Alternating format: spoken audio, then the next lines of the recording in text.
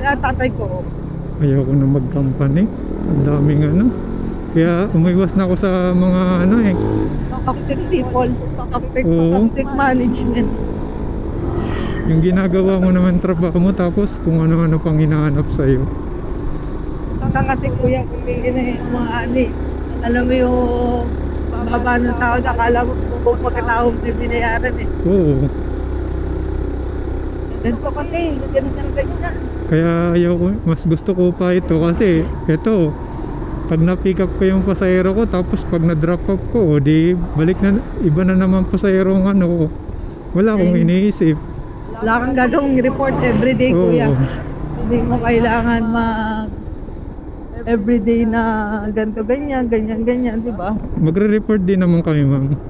Ay, pero hindi ganun kadugo namang reporting kuya. Hindi, magre-report lang kami pag halimbawa gusto namin i-cancel yung booking, yan, magre-report kami. Pa-cancel namin yung booking sa admin.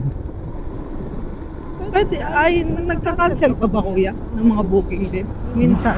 Hindi ako nagka-cancel ako, ma'am, pag halimbawa yung matagal na ako sa pickup, mga almost 1 hour na ako. Pinapa-cancel ko yun kasi hindi ko makontak yung ano, yung pasahero ko.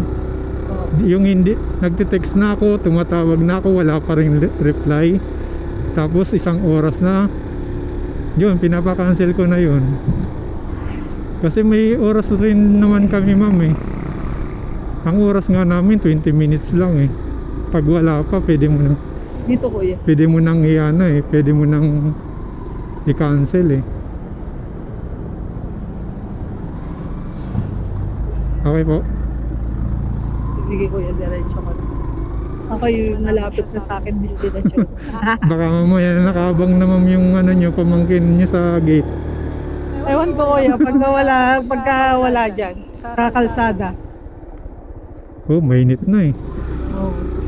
Ako, papagal. Ano yan kuya, yung mga CCTV nila dyan, makakapagsalita naman dyan. Auto-save yung mga audio nila dyan. Oo, wala Bawal nang magchismisan. wala nang imposible ngayon sa Pilipinas eh. Lahat automatic na. Kaso kahit nga may CCTV, hindi pa rin mauli-uli yung mga suspect na yan eh. 'Di ba? Oh, talaga ka kuya. Wala naman nagagawa minsan eh. Yung iba, ilang taon muna nakalayad. Ay, ilang taon na bago mahuli, di ba? Yung mga case. Oo. Si Atong Ang nga, hindi makita eh. Oo, isa pa yun. Ayop na mga... Pag maraming pera kuya, madali eh. Oo. Walang imposible nga ma'am pagdating sa pera eh. Yes, kuya. Kakalaga. Naman ko na dito sila. Dati, Kuya, kaliwa ka na ako dito sa Kingfisher Street. kagaya nga, dati talaga, ang biyahe ko talaga ma'am gabi. Nasaan ba yan? Dito na. Dito na ako kuya sa may... Saan po? Dito? Dito. Oh, nandito sila. Yes, dito na lang.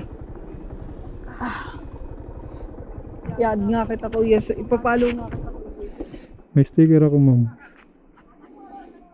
Ayan. Okay. Ano oras ka ba naglalagay ba? Hindi ako nagla-live pa ma'am. Nag-ano ka lang? Oo. Parang ganyan ma'am, yung chismisa natin mamaya. Ipopost ko yun. Thank you po. Salamat ma'am ah.